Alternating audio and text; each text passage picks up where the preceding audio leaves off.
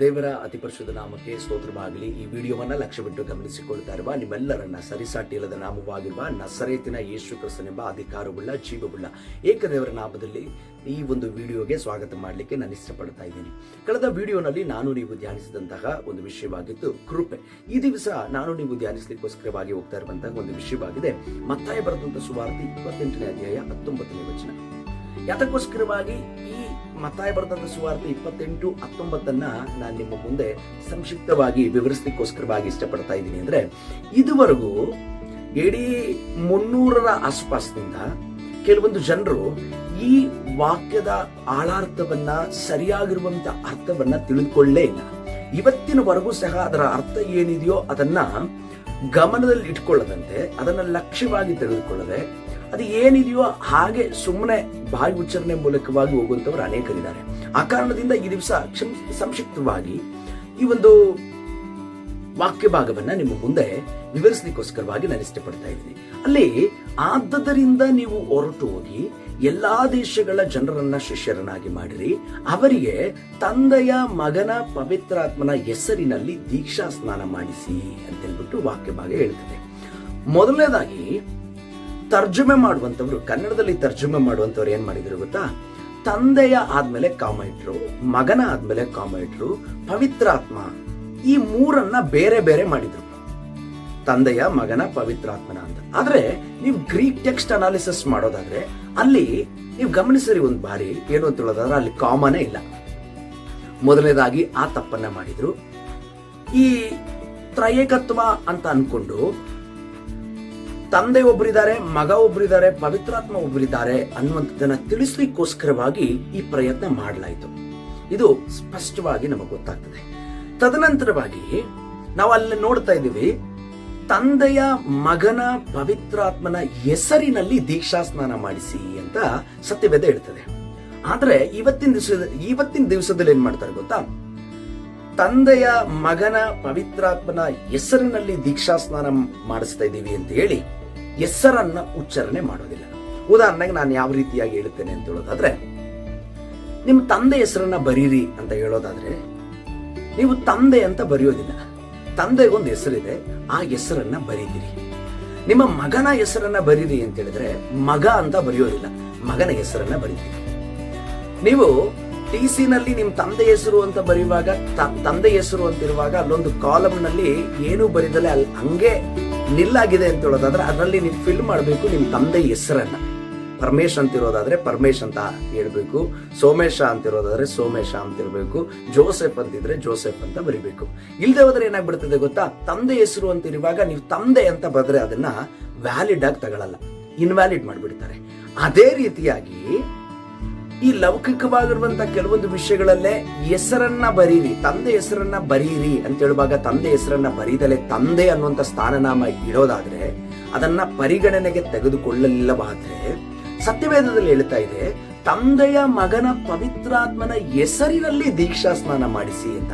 ಹಾಗಾದ್ರೆ ಹೆಸರಿನಲ್ಲಿ ದೀಕ್ಷಾ ಸ್ನಾನ ಮಾಡಿಸ್ಬೇಕು ಅಥವಾ ತಂದೆಯ ಮಗನ ಪವಿತ್ರಾತ್ಮ ಅಂತ ಹೇಳ್ಬಿಟ್ಟು ಹೆಸರಿನಲ್ಲಿ ಅಂತ ಹೇಳ್ಬಿಟ್ಟು ಹೆಸರನ್ನ ಉಚ್ಚರಿಸದಲೇ ಇರುವಂತಹ ದೀಕ್ಷಾ ಸ್ನಾನ ಮಾಡ್ಬೇಕು? ಇದು ಎಷ್ಟರ ಮಟ್ಟಿಗೆ ಸರಿ? ಇದನ್ನ ಬಹಳ ಸ್ಪಷ್ಟವಾಗಿ ಗಂಭೀರವಾಗಿ ತೆಗೆದುಕೊಳ್ಬೇಕು. ಯಾಕಂದ್ರೆ AD 30ರ ಆಸುಪಾಸಿನಲ್ಲಿ ತಂದೆಯ ಮಗನ ಪವಿತ್ರಾತ್ಮನ ಹೆಸರಿನಲ್ಲಿ ದೀಕ್ಷಾ ಸ್ನಾನ ಮಾಡಿಸ್ತಿದ್ದೀನಿ ಅಂತ ಹೇಳ್ಬಿಟ್ಟು ಇರ್ಲಿಲ್ಲ. ಯಾಕೆ ಅಂತ ಹೇಳೋದಾದ್ರೆ ಅಪೊಸ್ತಲನಾದಂತ ಪೇತ್ರನಾಗಿರ್ಬೋದು, ಎಲ್ಲರಿಗೂ ಗೊತ್ತಿತ್ತು ತಂದೆಯ ಮಗನ ಪವಿತ್ರಾತ್ಮನ ಹೆಸರು ಏನಂತ. ಆ ಹೆಸರು ಯಾವುದು? ಅಪೊಸ್ತಲರ ಕೃತ್ಯಗಳು 2ನೇ ಅಧ್ಯಾಯ 38ನೇ ವಚನದಲ್ಲಿ ಏನ್ ಹೇಳ್ತಾನೆ ಗೊತ್ತಾ?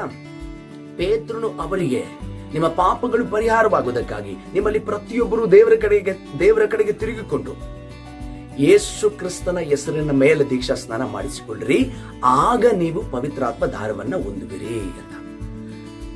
ಮತ್ತಾಯ ಬರೆದಂತ ಸುವಾರ್ತೆಯಲ್ಲಿ ಮತ್ತಾಯನು ಯೇಸು ಕ್ರಿಸ್ತನ ಹೇಳಿದ್ದನ್ನ ಬರೆದಿರ್ತಾರಲ್ಲ, ಆ ಮತ್ತಾಯನು ಸಹ ಆ ಸಂದರ್ಭದಲ್ಲಿ ಇರ್ತಾನೆ. ಯಾತಕ್ಕೋಸ್ಕರವಾಗಿ ಅವನು ಹೇಳಿದಂತ ಸ್ಟೇಟ್ಮೆಂಟ್ ಅನ್ನ ವಿರೋಧ ಮಾಡಲಿಲ್ಲ? ಕಾರಣ ಅವನಿಗೂ ಗೊತ್ತಿತ್ತು ತಂದೆಯ ಮಗನ ಪವಿತ್ರಾತ್ಮನ ಹೆಸರು ಏನಂತ. ಯೇಸು ಕ್ರಿಸ್ತನ ಅದನ್ನೇ ಹೇಳಿದ್ದು, ತಂದೆಯ ಮಗನ ಪವಿತ್ರಾತ್ಮನ ಹೆಸರು ಅಂತ. ಪವಿತ್ರಾತ್ಮನಿಗಿರುವಂತಹ ಲಕ್ಷಣ ಏನ್ ಗೊತ್ತಾ? ತಂದೆಯು ನನ್ನ ಹೆಸರಿನಲ್ಲಿ ಕಳುಹಿಸಿಕೊಡುವ ಪವಿತ್ರಾತ್ಮನು ಅವನು ಎಲ್ಲವನ್ನ ಉಪದೇಶಿಸಿ ನಾನು ಹೇಳಿದ್ದನ್ನೆಲ್ಲ ನಿಮ್ಮ ನೆನಪಿಗೆ ತರ್ತಾನೆ ಅಂತ ವಾಕ್ಯ ಭಾಗ ಹೇಳ್ತಿರೋದು.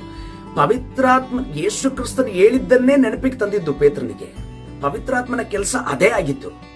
ನಾವು ಅನ್ಕೊಳ್ಳೋ ಪ್ರಕಾರ ಪೇತ್ರನು ಮಾನಸಿಕವಾಗಿರುವಂತಹ ಜ್ಞಾನದಿಂದ ಅಲ್ಲ ಅದನ್ನ ಉಚ್ಚರಿಸಿದ್ದು, ಬದಲಾಗಿ ಪವಿತ್ರಾತ್ಮನ ಸಹಾಯದ ಮೂಲಕವಾಗಿ ಉಚ್ಚರಿಸಿದಂತಾಗಿದೆ. ತದನಂತರವಾಗಿ ಪವಿತ್ರಾತ್ಮನ ಉಪದೇಶಿಸಿದ್ದನ್ನೇ ಅಪೊಸ್ತಲನಾದಂತಹ ಪೇತ್ರನು ಉಚ್ಚರಿಸಿರುವಂಥದ್ದು. ಆಯ್ತಾ? ವಿಶೇಷವಾಗಿ ಅದನ್ನ ನಾವು ಗಮನದಲ್ಲಿ ಇಟ್ಕೊಳ್ಬೇಕು. ಇಲ್ಲಿ ತಂದೆ ಮಗ ಪವಿತ್ರಾತ್ಮನ ಹೆಸರಿನಲ್ಲಿ ಅಂತ ಹೇಳಿ ದೀಕ್ಷಾ ಸ್ನಾನ ಕೊಡೋದಾದ್ರೆ ಅಲ್ಲಿ ಸತ್ವವಿಲ್ಲ. ಯಾಕೆ ಅಂತ ಹೇಳೋದಾದ್ರೆ ಯೇಸು ಕ್ರಿಸ್ತನ ಸ್ಪಷ್ಟವಾಗಿ ಹೇಳ್ತಾ ಇದ್ದಾರೆ, ತಂದೆಯ ಮಗನ ಪವಿತ್ರಾತ್ಮನ ಹೆಸರಿನಲ್ಲಿ ದೀಕ್ಷಾ ಸ್ನಾನ ಮಾಡಿಸಿ ಅಂತ. ತಂದೆ ಮಗ ಪವಿತ್ರಾತ್ಮ ಅನ್ನುವಂಥದ್ದಲ್ಲ ಶಕ್ತಿ ಪ್ರವರ್ತಿಸುವಂಥದ್ದು, ಬದಲಾಗಿ ತಂದೆ ಮಗ ಪವಿತ್ರಾತ್ಮನ ಹೆಸರಿನಲ್ಲಿ. ಹಾಗಾದ್ರೆ ಆ ಹೆಸರು ಏನು ಅಂತ ತಿಳ್ಕೊಂಡ ತದನಂತರವಾಗಿನೇ ನಾವೇನ್ ಮಾಡ್ಬೇಕಾಗ್ತದೆ ಅಂತ ಹೇಳೋದಾದ್ರೆ ದೀಕ್ಷಾ ಸ್ನಾನ ತೆಗೆದುಕೊಳ್ಬೇಕಾಗ್ತದೆ. ಹಾಗಾದ್ರೆ ಆ ಹೆಸರೇನು? ನಾನ್ ನನ್ನ ತಂದೆಯ ಹೆಸರಿನ ಮೇಲೆ ಬಂದಿದ್ದೀನಿ. ಯೇಸು ಕ್ರಿಸ್ತನು ಹೇಳ್ತಾರೆ, ವರದ ಮಗನ ಯಾರು? ಕರ್ತನಾದ ಯೇಸು ಕ್ರಿಸ್ತನು. ತಂದೆಯು ನನ್ನ ಹೆಸರಿನಲ್ಲಿ ಕಳುಹಿಸಿಕೊಡುವ ಪವಿತ್ರಾತ್ಮನು. ಮೂರಕ್ಕೂ ಒಂದೊಂದು ಹೆಸರಿದೆ. ಆ ಒಂದೊಂದು ಹೆಸರು ಅಂತ ಹೇಳುವಾಗ ಮೂರು ಬೇರೆ ಬೇರೆ ಹೆಸರಲ್ಲ, ಒಂದೇ ಹೆಸರು. ಸತ್ಯವೇದವನ್ನ ನಾವು ನೋಡುವಾಗ ಪಾಪ ಪರಿಹಾರಕ್ಕೋಸ್ಕರವಾಗಿ ಕೊಡಲ್ಪಟ್ಟಿರುವಂತಹ ಏಕೈಕ ನಾಮ, ರಕ್ಷಣೆಗೋಸ್ಕರ ಕೊಡಲ್ಪಟ್ಟಿರುವಂತಹ ಏಕೈಕ ನಾಮ. ಮತ್ತಾಯ ಬರೆದಂತ ಸುವಾರ್ತೆ 1ನೇ ಅಧ್ಯಾಯ 21ನೇ ವಚನದಲ್ಲಿ ಏನ್ ಹೇಳ್ತದೆ ಗೊತ್ತಾ? ಆಕೆ ಒಬ್ಬ ಮಗನನ್ನ ನಡೀತಾಳೆ, ಆ ಮಗುವಿಗೆ ಯೇಸು ಅಂತ ಹೆಸರಿಡಬೇಕು. ಯಾಕಂತ ಯೇಸು ಅಂತ ಹೆಸರಿಡೋದು?